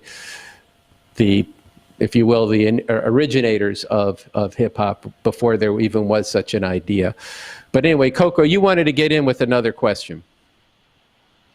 yeah, so I wanted to get a little bit more into the meat of this, what to do about this 74 million. You all spoke about how deeply embedded this is into the history of the country, into the organizing structures of the country and the capitalist imperialist system. That this is a systemic problem. I think we all agreed about that. But I think people are wondering if, one, is there any hope for us to get to a moment where this movement is actually defeated and it's not on our minds all the time. And I think also a lot of people are wondering, these are my neighbors, these are people in my family, and how do I deal with that? So it's like on a political level, all these people are talking about unity and conciliation with a very horrific program when you come down to it. And then there's also, on a personal level, you know, these are people who live alongside us, and how do you deal with that? And how are these two things related? So I know that's a very big question. You all touched on it a little bit, but I think this is something that's really on the minds of millions of people. I can start if that's all right. So, oh, I'm not muted, am I? No. Okay, sorry. So when it comes to solutions, I think one of the issues, and it's been raised here briefly already by you, Coco, is, and well, really by all of us, it's the state of our national discourse and how right-wing it is by default. I also referred earlier to what I called America's de facto Christian public sphere. So I wonder if we can look for certain areas where we can try to change the national conversation, even just a little. Change the framing, stop accepting conservative framing for things, stop reifying their ideas. And this is a strategy that I've pursued a little bit in recent years, both with my own writing and in trying to cultivate relationships with other journalists and in trying to advocate for and sort of help to just hold space for and build up a sort of loose community, mostly online, of ex-evangelicals and other ex-fundamentalists. Sometimes we've trended viral hashtags, which then leads to getting some media coverage. And what I've been trying to do, and it's not something that any one person can do alone, is simply start to get us to question the idea in the public sphere of equating Christian with good, right? And to demonstrate that even if the intentions are great when you accuse evangelicals of hypocrisy in supporting Trump, or, you know, Pence goes to tour our concentration camps and fake Christian trends on Twitter, I'm sure that the intentions of most liberals in doing this are good, but what you actually do there is uphold Christian moral supremacism by equating Christianity with goodness in a way that we don't apply to other faiths or to people of no faith in America. I've been trying to argue that former fundamentalists, as well as non-believers and religious minorities, should be stakeholders in discussions of Christianity in a country in which Christianity is hegemonic. Any fair-minded journalism would be treating those groups as stakeholders, but that's not what we see in the press today. So where can we start to shift that to the point where it might help shift the Overton window back? This is why, because I believe strongly in the power of stories to change minds, and we have seen that work time and again, for example, recently in the LGBTQ rights movement. This is why, you know, I did co-edit that volume of personal essays by former conservative Christians from evangelical, Catholic, and Mormon backgrounds with my friend Lauren O'Neill. And we've had some interesting experiences with getting hashtags to trend on Twitter. Hashtag rapture anxiety got a little media coverage, not television though. Hashtag expose Christian schools. That one got a couple 100,000 tweets in a couple days. It got covered in the New York Times and the Associated Press, so I consider that, you know, a success. But there's also still just a big barrier to overcome, because the only television cable news station that covered it was Fox. The hashtag made Fox and Friends twice, and instead of representing it as coming from, you know, people who went to Christian schools and survived their, you know, abusive and patriarchal norms, and, you know, just all the alternative facts, the anti-science attitudes, the preaching Republican politics in the classroom and saying that's what Jesus requires of us. Instead of representing this as coming from people with real concerns based on their own experience of Christian schools, Fox, of course, presented this as, you know, just a bunch of liberal coastal elites who hate Christianity. And there was no counterpoint to that on MSNBC or CNN or anything. I think they're really leaving us in the lurch. I don't know how to change that, but, you know, getting some coverage in the New York Times or the Associated Press is something. I think there's a campaign to be waged for hearts and minds, and it could certainly be better organized than it is now. I'll follow up by saying Chrissy is much more optimistic than I am. You know, from my standpoint, I'll never forget a wise person once told me that you should not seek to destroy your enemy, but to convert your enemy. But for me, that applies only if reasonable people have reasonable disagreements. If you exist to kill me, if you exist to oppress me, if you exist to make me second class, then where do we begin to negotiate? And again, I'm hoping Chrissy is right, because if she's wrong, then there's really no hope. Any person who gets to the point of saying, hey, we cannot agree, so now we just fight to the end. Well, that's going to destroy everything and everybody.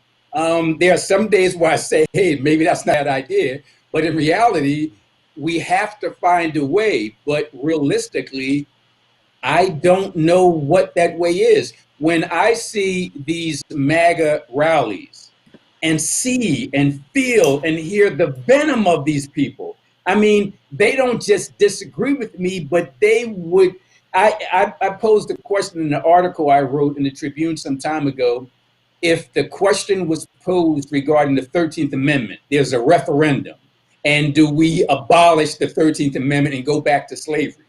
I'd like to say that that would be laughable. Nobody in America would vote that we go back to slavery. But I've seen some of those people at those MAGA rallies, and I can't say that they would oppose that. So my point is, and again, I love the approach that Chrissy presented, but I don't know where you start a dialogue with some people. You might have the answer to that. I hope there is an answer to that. To be quite, there has to be an answer to that.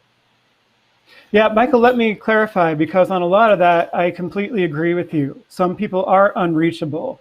And the work that I do, I'm not really doing it for evangelicals or to try to reach them, though I am doing it in part to try to help kids who have questions, have doubts, maybe who are queer in this white evangelical subculture that does not accept them, and show them that there is life on the other side. They can break away from this, they can survive. But I'm really trying to expose Christian extremism in the media, trying to get the media to take it seriously in order to deprive the Christian right of its disproportionate power, in order to shift the Overton window. I mean, how people deal with their own families, of course, is always a personal question, and it's difficult. It presents a lot of challenges, and in answering that question, any individual has to think about things like, am I safe if maybe you're stuck living with your Trumpist parents? Are you going to get beaten if you try to argue with them that they're racist? If I argue too much with my sister, is she going to just cut me out of her life? And then, her kids won't see that they don't have to think this way when they grow up. So there's all these factors to weigh. Generally, I do believe that it is on white people to argue about racism with our white racist relatives. And that's important anti-racist work.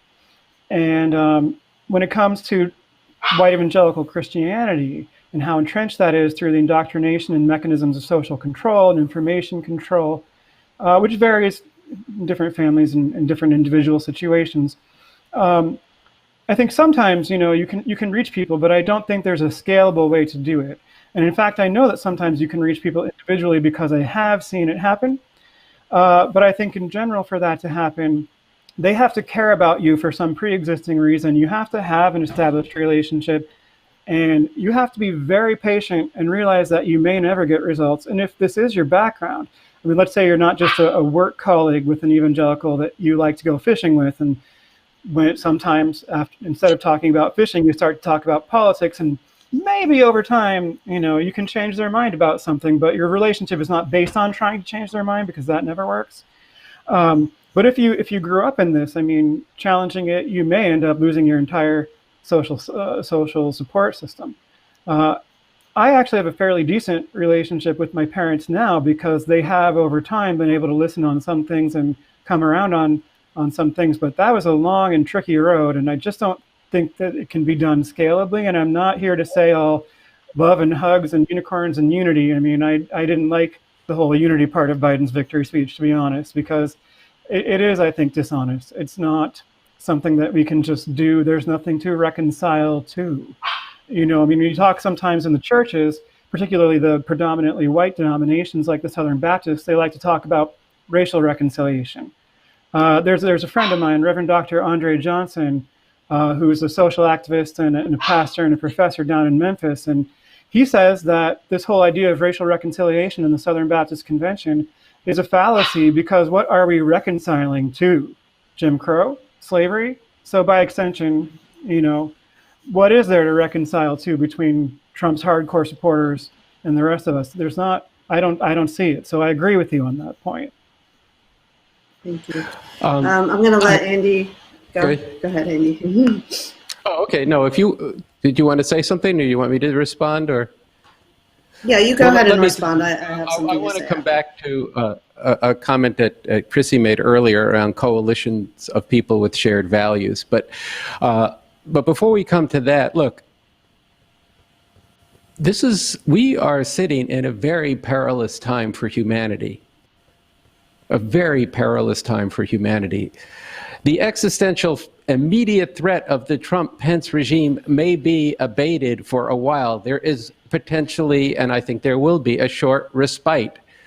But I don't know how long that short respite will be. But you know, the teenager Greta Thunberg, we don't have very much more time to save the planet. We don't have much time on a lot of major social questions that people are facing.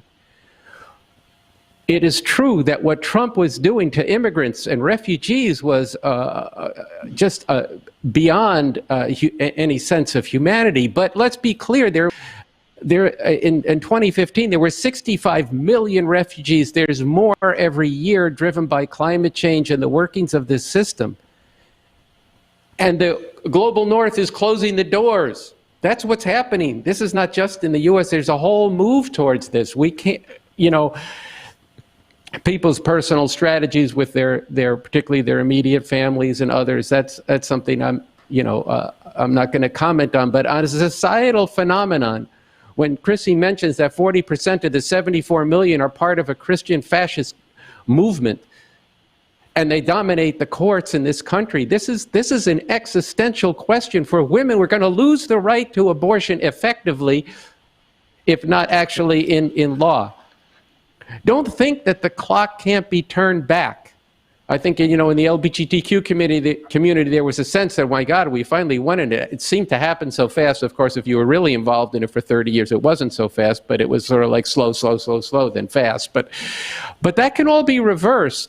The Dark Ages were given that name for good reason. And it lasted 900 years, okay? I don't think we're going to have 900 years with what we're doing to the planet, just as one question. And let's be clear, before Trump, there was a slow genocide of black people.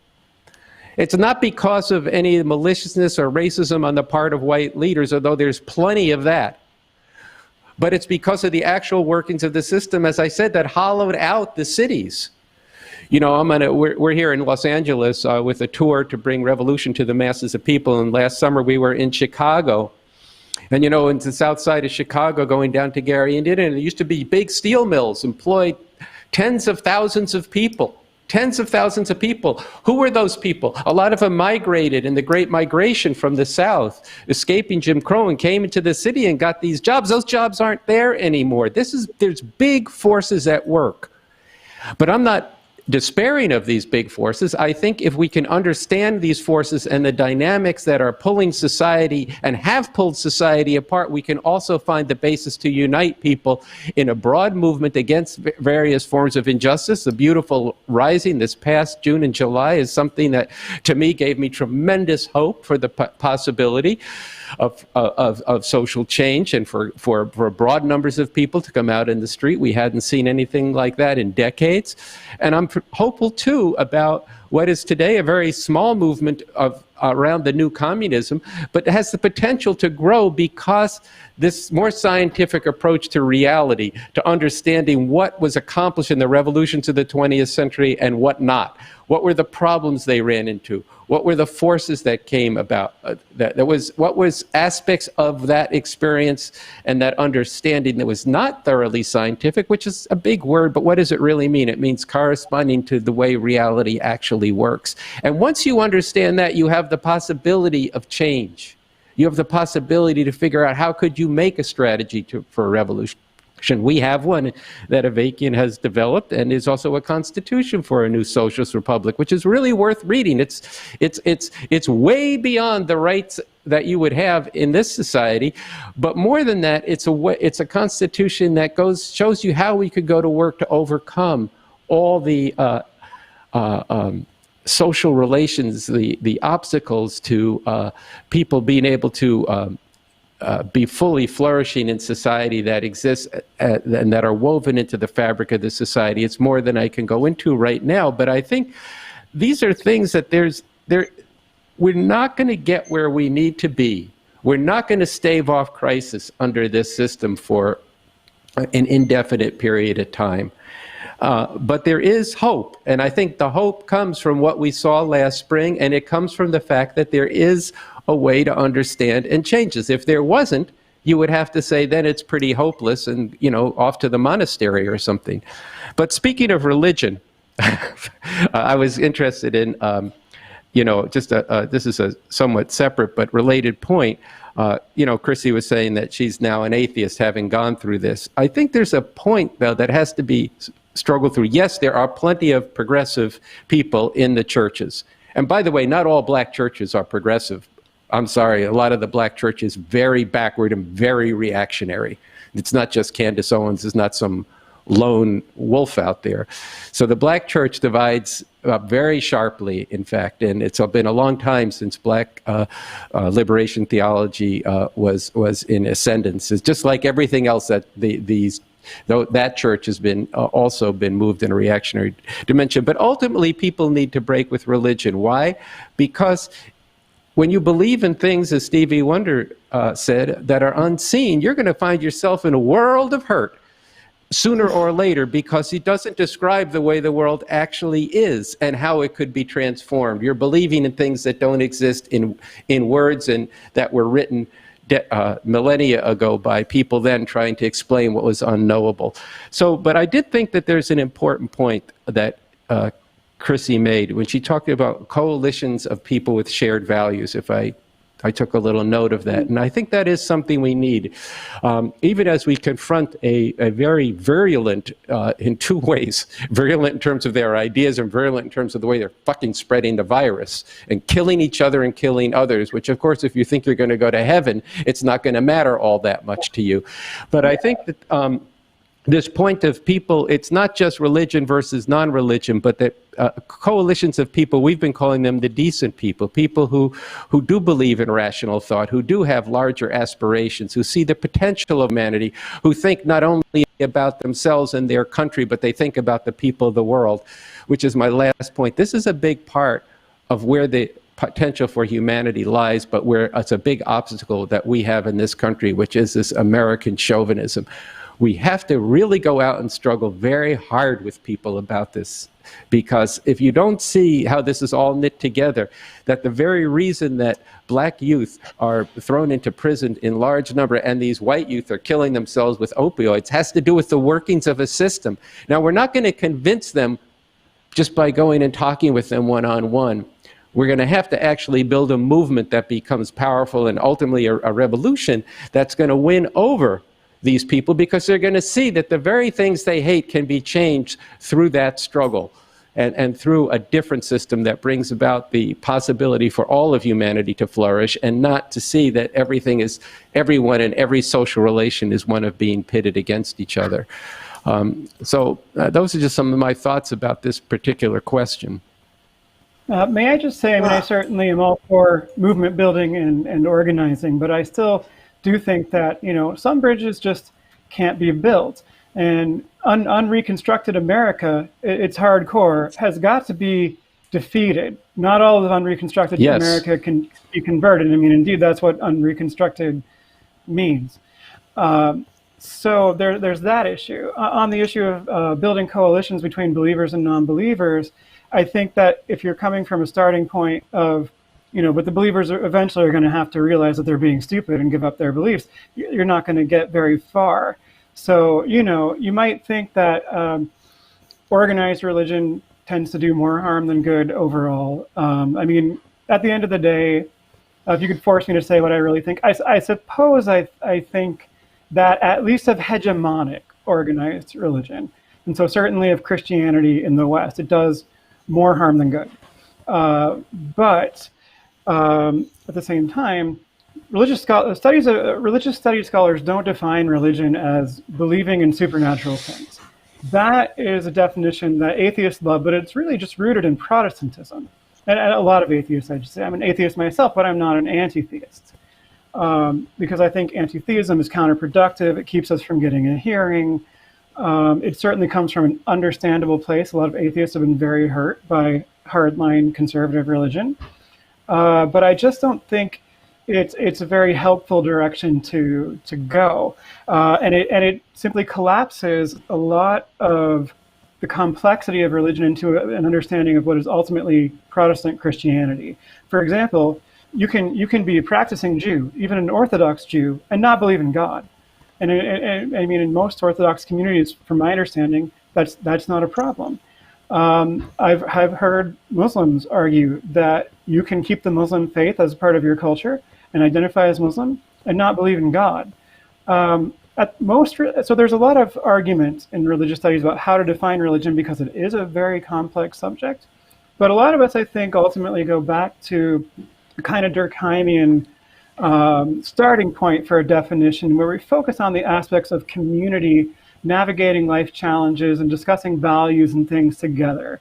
Sometimes that becomes unhealthily, obsessed with particular supernatural beliefs and dogma and enforcing that dogma. And I think when you have a religion in a position of hegemonic power, that's going to be almost impossible to avoid, at least some kind of dogma. I mean, whether or not it's supernatural, again, Buddhism, depending on the school, doesn't necessarily have a concept of God.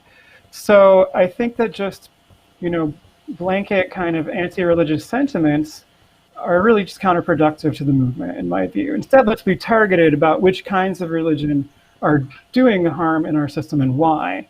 And I think that also helps us figure out who we can reach maybe and who we can't. I think what Andy said earlier, that we could talk all night, is very true. And I hope that maybe one day we can all get together somewhere and really talk all night. This has been an incredibly stimulating, informative, amazing conversation. We're coming upon 2 hours. And the one thing I would like to close with, which speaks a little bit to what you've all just said, is I think that this is a time to be very bold. And there's been much too much timidity in dealing with the Trump-Pence regime and this fascist movement. We can't say the word fascism. We can't offend these people. We can't tell the truth. And this has been so incredibly deadly, so deadly.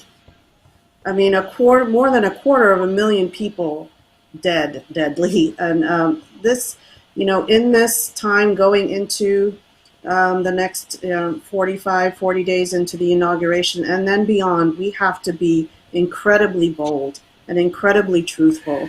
One of the things that we said earlier, this summer in Refuse Fascism was this must be our time, not Trump's, not his fascist goons. This has to be our time. And I think, what I want to leave people with is how do we make this our time?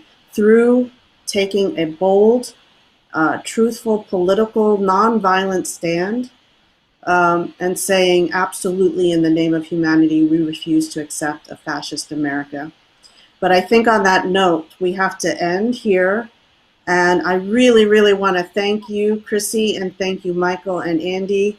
This was, I think, an unforgettable conversation, and I hope we can do it again soon. And I want to encourage everyone listening to donate if you haven't done so already. Go to the auction, follow us at Refuse Fascism, and go to refusefascism.org. If you're around DC, come this weekend on Saturday noon and take a stand for the people who are being viciously targeted by these fascists who are going to take their stand in DC. So with that, I want to say good night. Thank you again. And we'll see you next week, December 16th, when we come back here and talk about COVID. Okay. Good night, everybody. Thank you. Good night. That was a...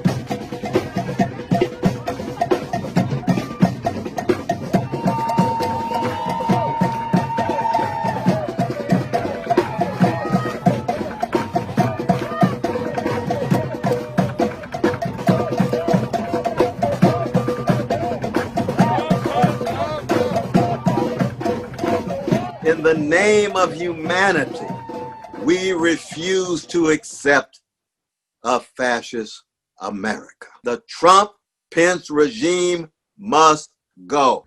We pledge that we will speak, we will stand, we will shout and march together every day to stop a regime that imperils the people of the world and the earth itself. We will take to the streets day after day and call forth others. We demand Trump Pence out now.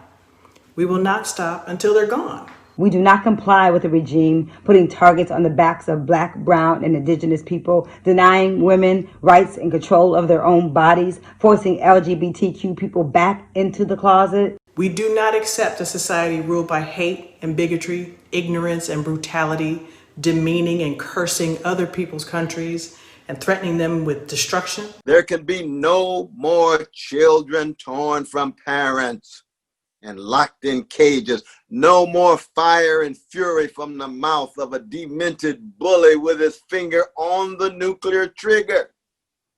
No more mass COVID death from science-hating lunacy. No more law and order of official terror by bullets, batons, and tear gas. No longer can we live with howling mobs resurrecting Jim Crow, fascist thugs attacking our protests.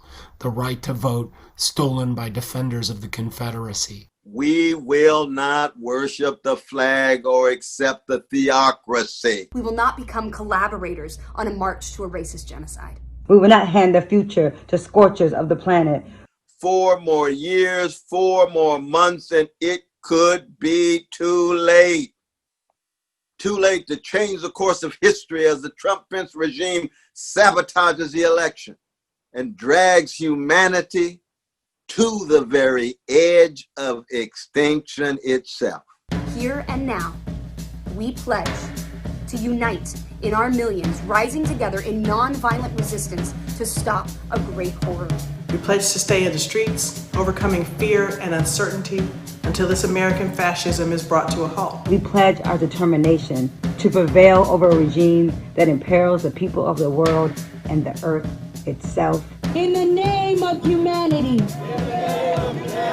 we refuse to accept a fascist America.